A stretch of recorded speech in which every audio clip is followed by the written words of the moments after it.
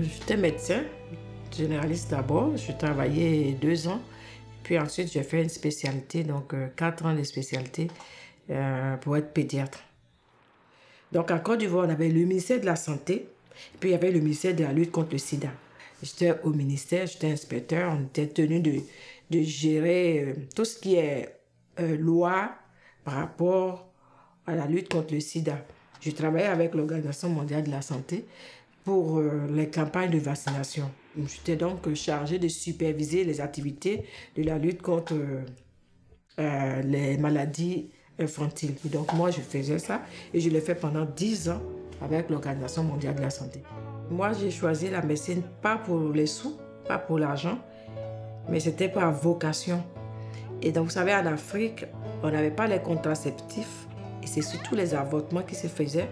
Et donc, moi, je voulais assurer ce côté-là, donc de ma famille, de mes cousines, de mes nièces.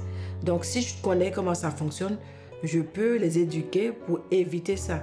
Et j'ai un oncle qui vient et me dit, mais non, choisis plutôt l'enseignement. Tu vois, tu as beaucoup de frères, tu as beaucoup de cousins, tu vois.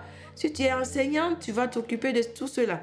J'ai dit, non, moi, je veux la médecine. Donc, c'était un couteau tiré entre mon oncle et mon père. Et mon père lui a dit, ma fille veut être médecin, tu la laisses choisir la médecine. Et c'est comme ça que j'ai choisi, effectivement, la médecine. Et puis... quand mon mari m'a dit, est-ce que tu veux pas qu'on parte au Canada, partir, j'ai quitté mon emploi, la famille, mon père était encore là, ma mère encore était en vie, c'était difficile. Et puis ça m'a été bien signifié que moi, en tant que médecin, c'était pas évident que ici je puisse exercer mon métier de médecin. Donc ça déjà, le savoir, c'était vraiment difficile. Donc, ce qui m'a décidé, c'est quand papa a dit, donc mon mari m'a dit, fais-le pour les enfants. C'est un sacrifice que je te demande pour les enfants. Ça a vraiment compté.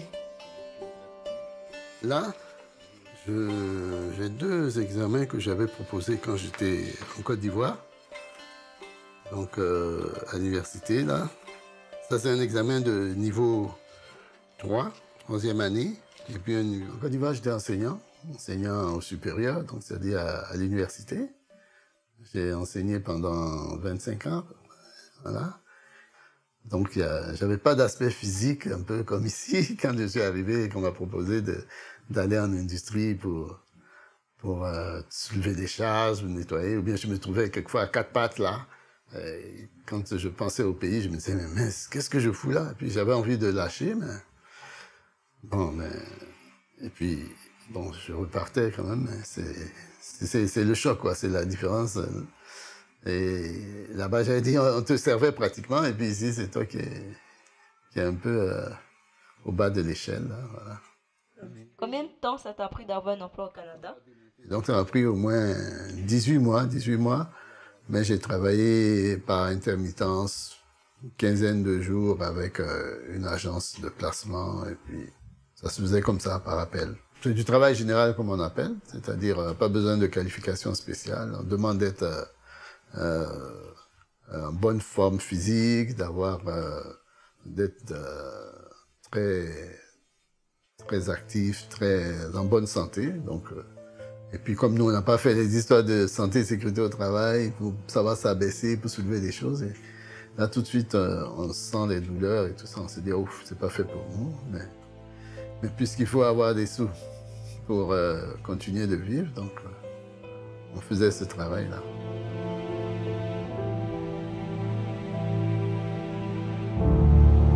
Ouf, c'est comme si je m'avais jeté d'un immeuble de peut-être 30 ou 35 étages, me retrouver à plat, brisé, parce que c'est ce qui s'est passé. Quand je suis arrivée, bon, je suis allée sur le site du ministère de la Santé. On parlait de pouvoir travailler en région, mais la réponse de l'autre a été tellement foudroyante pour moi. Elle m'a dit, votre spécialité, on ne la reconnaît pas, parce que chez vous, c'est 4 ans, chez nous ici, c'est 5 ans. On ne la reconnaît pas. Donc, vous n'êtes même pas spécialiste, pédiatre, on ne la reconnaît pas. Ce qu'on vous propose, on vous propose être préposé bénéficiaire. C'était vraiment la gifle qu'il ne fallait pas. Pour moi, c'était de trop. Médecin pédiatre qui a travaillé 19 ans et qui a même été avec l'OMS. Et puis, c'est tout ce qu'on me propose, être préposé bénéficiaire. Pour moi, c'était vraiment comme une insulte. C'est comme ça que j'ai pris la chose. Hein. Je préfère le dire ouvertement, comme une insulte. Donc, j'ai choisi de faire une formation en garderie, service de garde, en milieu familial. Et puis voilà, donc aujourd'hui, j'ai une garderie chez moi à la maison. Voilà. Même si on m'avait fait des équivalences par rapport à mes diplômes précédents, on me demandait une expérience québécoise, savoir, au moins montrer que j'avais fait des études ici, avoir un papier, un diplôme qui disent que j'ai eu une formation ici. Voilà pourquoi j'ai décidé. À ton avis, quelle a été la réaction des autres étudiants quand ils ont appris que tu étais professeur? Ouais, je ne le disais pas tous les jours. Bon, après, au fil quand on se connaissait mieux, quand je dis, hey, il y a un de mes enseignants même qui a dit, mais qu'est-ce que vous foutez ici? Lui, il était ingénieur, et puis il dit, mais qu'est-ce que vous foutez ici? Il était un peu gêné et tout. Bon. Tout jeune lui venait sortir d'école, mais bon, je dis, c'est comme ça. Et j'ai fait donc une formation de réparateur en appareil électronique, donc j'ai fait le stage dans cette entreprise, qui était un magasin, donc, et ils ont accepté de me garder, donc c'est comme ça que j'ai obtenu, donc ça fait, disons, 4 ans et demi après, là, c'est un emploi quasiment stable. J'avoue que en venant ici, je ne pensais pas passer par ces étapes-là, mais une fois que j'ai vu que c'est par là qu'il fallait passer, je suis rentré dans la peau parce que je sais être humble, quoi, c'est ça, c'est tout. Accepter l'humilité, accepter ce qui arrive. Et puis je me dis, c'est moi qui ai choisi, je m'adapte aux conditions, même si quelque part en moi, il y a une souffrance. Voilà.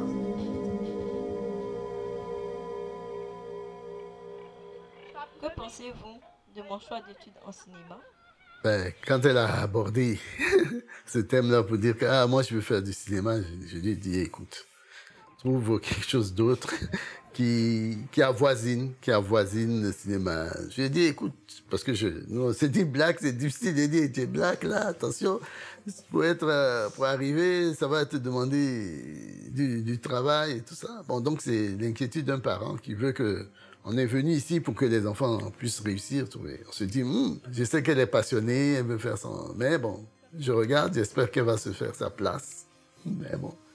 Aujourd'hui, quand je l'entends par rapport à ses critiques, à les remarques qu'elle fait quand on regarde un film ensemble, je dis, elle n'a pas choisi le cinéma comme ça, mais c'est vraiment quelque chose qu'elle sent, elle vit. En tout cas, ça m'a changé vraiment de vision par rapport à son choix d'être scénariste. À votre avis, quel est le sentiment de vos enfants par rapport à votre choix? Aujourd'hui, bon, moi j'avoue, dans la part de sacrifice, là, il y a eu aussi quand même celle des enfants aussi, parce qu'on ne s'attendait pas à ce retour en arrière, parce qu'ils ont dû perdre quelques années d'études aussi. Mais aujourd'hui, je pense que après presque 5 ans, je pense qu'ils sont rentrés bien dans les mailles. Bon, on a les 2 dernières qui ont fini leur cégep.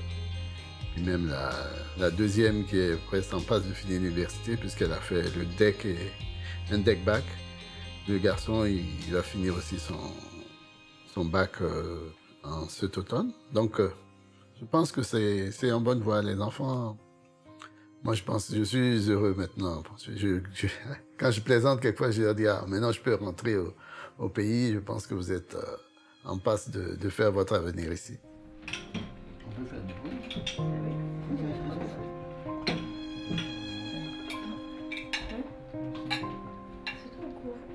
Ça, c'est du piment. On mange un piment.